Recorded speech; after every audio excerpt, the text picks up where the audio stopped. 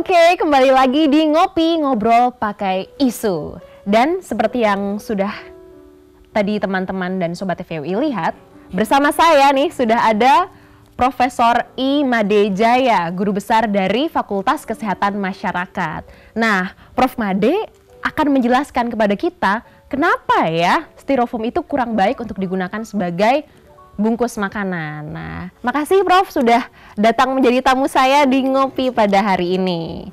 Ya Prof, langsung saja Prof. Saya mau tanya nih, kan ini kurang baik nih untuk pembungkus makanan. Itu kenapa Prof?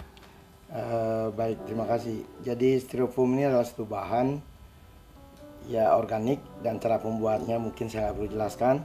Tapi styrofoam ini banyak dipakai untuk alat pelindung, alat-alat elektronik. Tapi karena kreativitas manusia, styrofoam ini juga dibuat untuk tempat makanan. Sebenarnya memang tidak boleh. Ya karena kalau styrofoam ini tidak tahan panas. Kalau makanan itu panas, ada sebagian dari styrofoam itu yang larut ke dalamnya. Dan kalau ini kita makan, maka kita akan terpajan dengan satu bahan yang bukan makanan. Mungkin dikit-dikit, tapi secara kontinu ini yang akan berbahaya untuk kesehatan. Oh, itu bahan kimianya itu ya. Jadi kalau styrofoam ini misalnya kita gunakan, kemudian dimasukin kuah bakso panas gitu. Berarti ada zat-zat kimia dari si styrofoam ini yang akan larut dan berbahaya ya, Prof ya. Oh, nah tapi nih kalau saya suka beli makanan nih, Prof. Biasanya meskipun bungkusnya dari bahan styrofoam ini, dalamnya masih ada plastiknya tuh. Itu apakah, oh ya sudah ada plastiknya nggak apa-apa gitu atau gimana, Prof? Ya sebenarnya pelapisan plastik itu boleh saja asal plastik pelapis itu adalah plastik yang memang boleh untuk makanan. Sedangkan kita nggak yakin kalau pedagang itu memilih plastik pelapisnya itu belum tentu pelapis plastik untuk makanan. Kalau dia pakai plastik lain maka kembali akan terjadi bahwa plastik itu kalau kena panas, kena asam, kena pedas, kena apa itu akan ada sebagian larut ke makanan. Nah bahan yang larut ini yang kita konsumsi dikit-dikit tapi dalam waktu yang panjang ini yang merepotkan kesehatan masyarakat. Oh, misalnya apa itu resikonya, Prof? Yang paling gampang dia akan mengganggu fisiologi dan organ. Fisiologi contohnya adalah pencernaan kita. Oh, sakit perut gitu nanti ya, Prof ya misalnya. Mual lah, muntah lah, diare lah, ya macam-macam itu tergantung daripada dosis makanan yang masuk. Selain dari bahan itu juga makan itu sendiri juga kadang-kadang kontaminasi.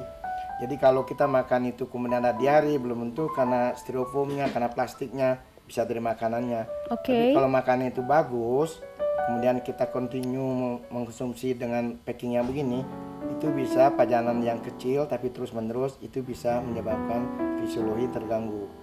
Yang patologi misalnya bisa gangguan pencernaan, gangguan darah, gangguan sistem yang lain sampai yang paling berat tuh kalau ada kanker. Oh, sampai bisa kanker juga ya, Prof?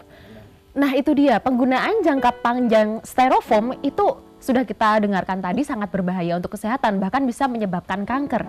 Tapi mungkin analisis dari Prof Made nih, kenapa ya sampai sekarang masih banyak kantin-kantin bahkan yang di lingkungan UI sendiri masih menggunakan styrofoam sebagai pembungkus makanan? Kira-kira apa sih yang bikin pedagang udahlah pakai styrofoam aja gitu?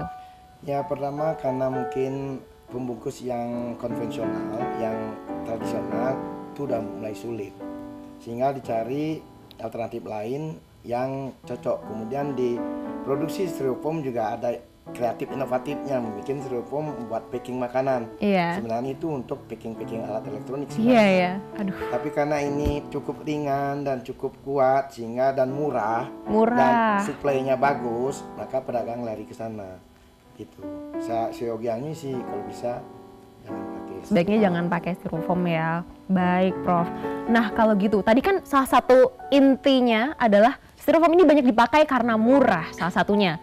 Nah, kalau gitu misalnya nih, supaya masyarakat tidak menggunakan styrofoam lagi sebagai pembungkus makanan, kira-kira apa ya bahan atau materi yang bisa menjadi alternatif yang mungkin murah juga dan mudah didapat, tapi tidak styrofoam? Saran saya sih kalau bisa, kalau beli sesuatu makanan, bawa alat dari rumah. Oh, bawa alat ya. Dari rumah.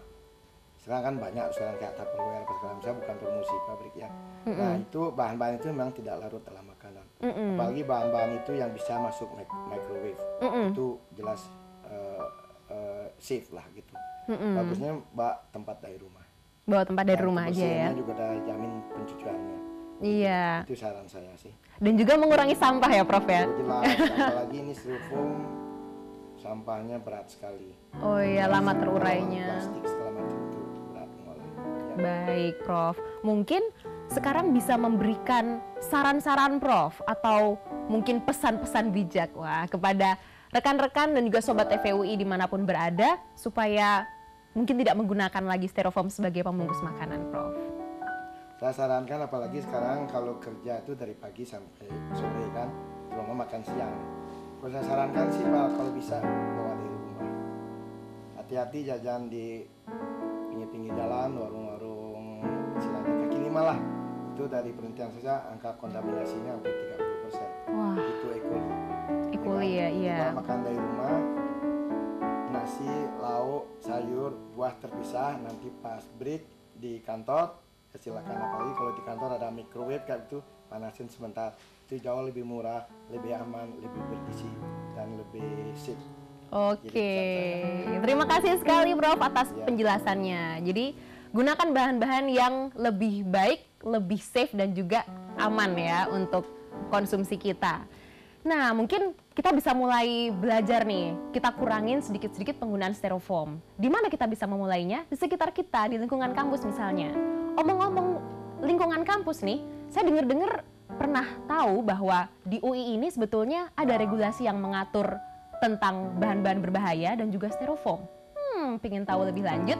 Tetap di Ngobrol Pakai Isu atau Ngopi, kita akan ngobrol lebih lanjut. Sampai nanti. Oh malunya hati ini bila ku ingat saat itu kami hanya saling berpandang dan terdiam terpaku. Oh bulan hanya dirimu yang menyaksikan segalanya. Oh bulan tolonglah. Nah Pak, ini kan peraturan ini sudah dikeluarkan dari tahun 2011. 2011. Sekarang sudah 2015, sudah Ya. 4 tahun berarti Pak. Kalau dari